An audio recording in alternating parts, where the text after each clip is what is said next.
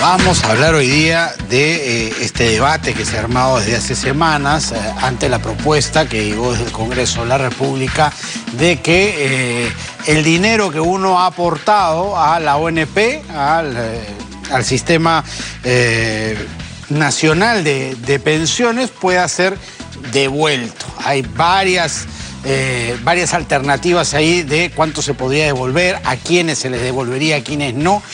Lo cierto es que esto ha generado polémica porque se habla de fondos como si eso estuviera en una caja fuerte, guardado, o pertenecería a cuentas individuales cuando es un fondo común.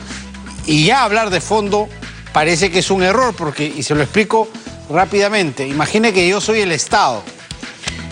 El dinero que me ingresa de los que están en estos momentos trabajando es para entregárselo a los que están jubilados, ¿no es cierto? Y es un compromiso social que cuando esta persona que está trabajando y me ha entregado durante varios años sus ingresos, deje de trabajar y pase a los jubilados, los que están trabajando en ese momento serán los que financien sus pensiones. Es una suerte de rotativa que no para y que no deja fondos en el Estado. Finalmente, el dinero pasa de los contribuyentes que están trabajando en estos momentos a los jubilados que reciben su pensión. ¿Cómo se afectaría? ¿Cuáles serían las consecuencias si es que finalmente se llega a aprobar esta iniciativa legislativa de entregar dinero de vuelta a los que han aportado, a los que están aportando en medio de esta pandemia? Eso es lo que vamos a conversar con César Fuentes, que es director de la Maestría de Gestión Pública de la Universidad ESAM. ¿Cómo está, César? ¿Qué tal? Muy buenas tardes. Muy buenas tardes. ¿Cómo estás? Muy buenas tardes. Bueno, he tratado de explicarlo gráficamente para que se entienda, ¿no? No hay una caja donde se guarda el dinero, es un dinero que pasa del contribuyente que está activo directamente al pensionista que recibe justamente su pensión, ¿no? Sí, lo que ocurre es que hay dos sistemas de pensiones en el Perú y por eso creo que la confusión de muchos televidentes, ¿no? En el caso de la AFP, efectivamente es un fondo intangible que se hace tangible cuando uno se retira. Es el dinero de uno, por decirlo de manera más gráfica, que uno va almacenando en el transcurso de su vida laboral. Uno acumula esta cierta cantidad de dinero y hay un mecanismo, ¿no es cierto?, donde la AFP dice, bueno, estas son las cantidades de dinero que tenemos y una vez que uno se jubila, generalmente se va a una aseguradora y hay uno que se llama una renta vitalicia, que es lo que uno, ¿no es cierto?, recibe una vez que se jubila. Pero este es el dinero de una persona. Por eso que cuando se ha escuchado en prensa es que la AFP le ha dado ese dinero que iba a dar posteriormente a las personas que han contribuido. Esa cuenta intangible es personal. ¿Qué sucede en el caso, como tú justamente señalabas, en el caso del sistema de reparto de Pay As You Go? Es lo que tú dices, generaciones antiguas o generaciones mayores reciben lo que generaciones nuevas están.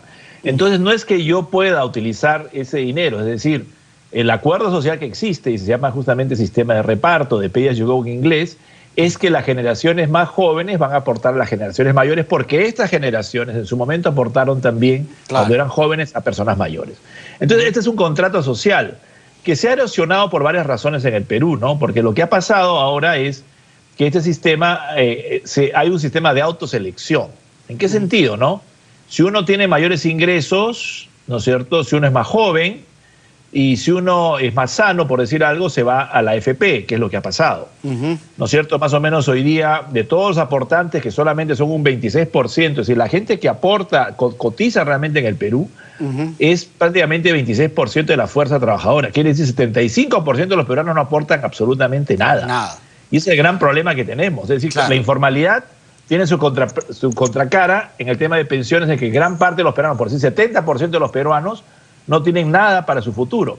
Y el problema es que todos van a necesitar, aportantes o no, van a necesitar recursos cuando lleguen a la edad de jubilación, ¿no es cierto? Así es, ¿no? Lo que está pasando demográficamente ahora es un tema más complejo, porque antes no había tanto problema hace 20 o 30 años atrás, porque las familias peruanas eran extensas, ¿no? Uno se acordará que las familias eran de 5, 6, 7, 8 hijos, y realmente lo que funcionaba era un poco raro, pero hay que decirlo, es que tendríamos, ¿no es cierto?, un hijo o una hija que cuidaba de los padres, ¿no? Entonces, esa persona, que era generalmente una tía soltera o un tío soltero, era de una manera el seguro social, diríamos, de esta familia, y uno vivía Correcto. justamente en estas casas grandes, donde uno se acordará probablemente en el recuerdo que había una tía soltera o un tío soltero, que de otra manera cumplía esa función social. Ahora las familias son más chicas, entonces esta tía o estos tíos o estos abuelitos generosos ya no existen, entonces el tema se va a ver más complejo porque las familias son más chicas, y lo que va a pasar es que justamente en esa transición demográfica que estamos pasando, que también es muy importante porque ahora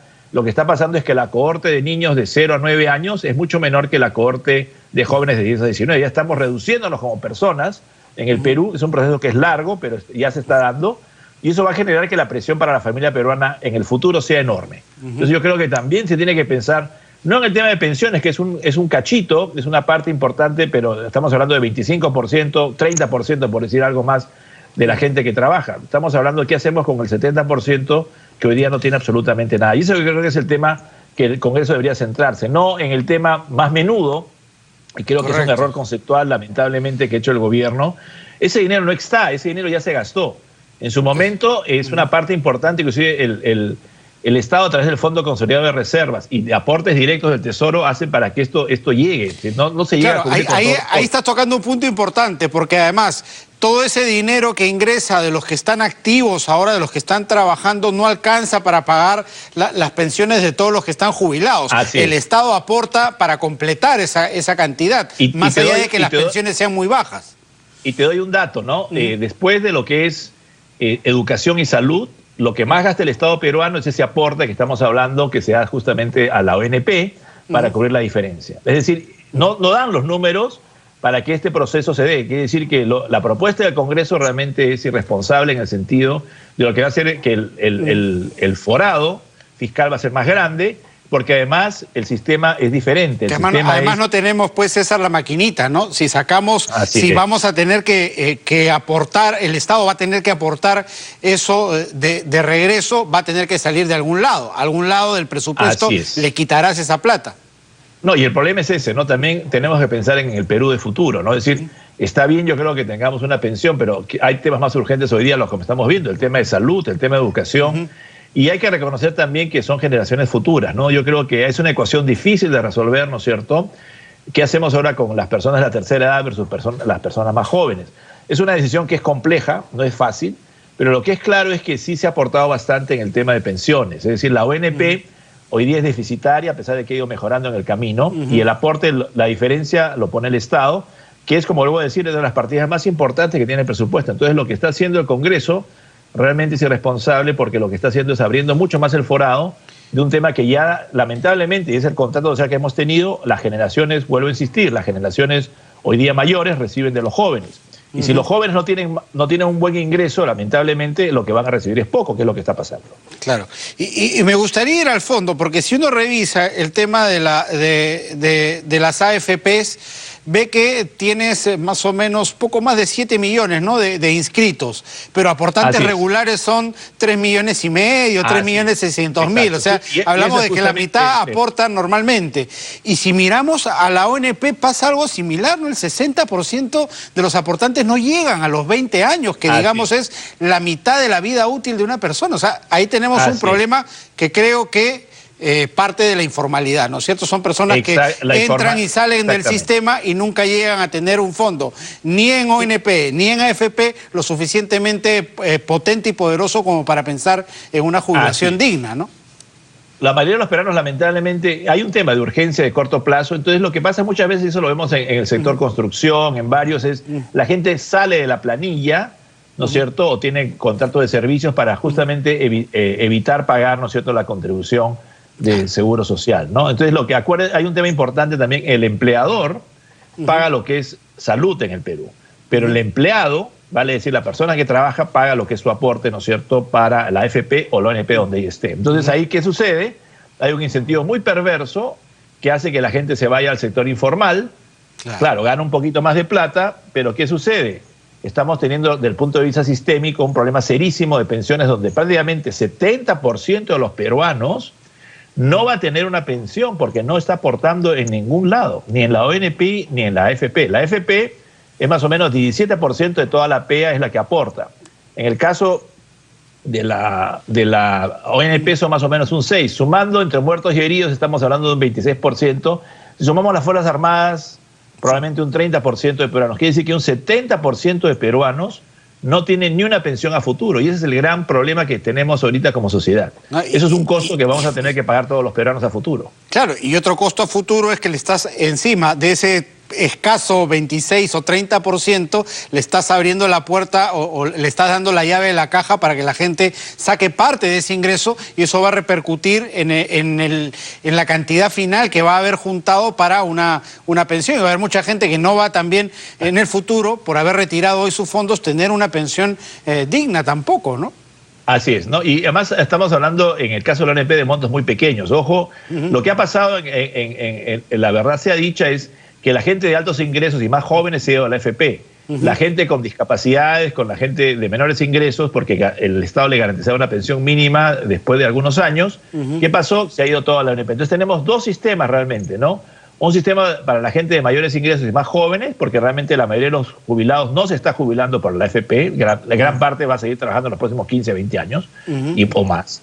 Y en la ONP sí tenemos discapacitados, tenemos gente más pobre. Y lo que está pasando es justamente que eso es una carga para el Estado peruano. ¿Por qué? Porque estas personas que tienen bajos ingresos, como correspondencia, ¿no es cierto?, aportan muy poco para la gente que hoy día está en la tercera edad. Y ese es el gran problema que tenemos en el Perú. ¿Qué te gustaría, César, para ir concluyendo, escuchar desde el Congreso como una salida racional a este problema? Yo creo que una salida racional pasa por una visión mucho más integral y holística del tema informal. Es decir, yo creo que lo que se tiene que hacer hoy día, en esta oportunidad, yo creo que se ha abierto la posibilidad para que la gente reconozca que la formalidad realmente paga.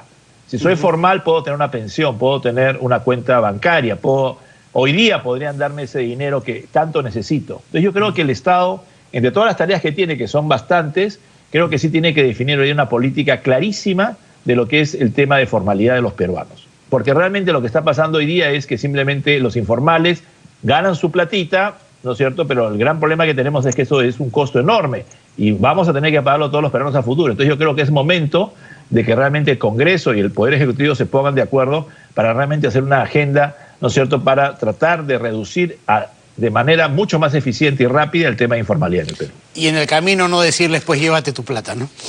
Así es. Que eso agrava el problema más bien.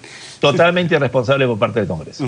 Perfecto. Muchísimas gracias, César, por haber estado con nosotros esta tarde. Encantado. César Fuentes, director de la Maestría en Gestión Pública de SAN, pintando un poco el panorama de lo que es nuestro sistema pensionario en el Perú. 2:47, cerramos nuestro bloque económico.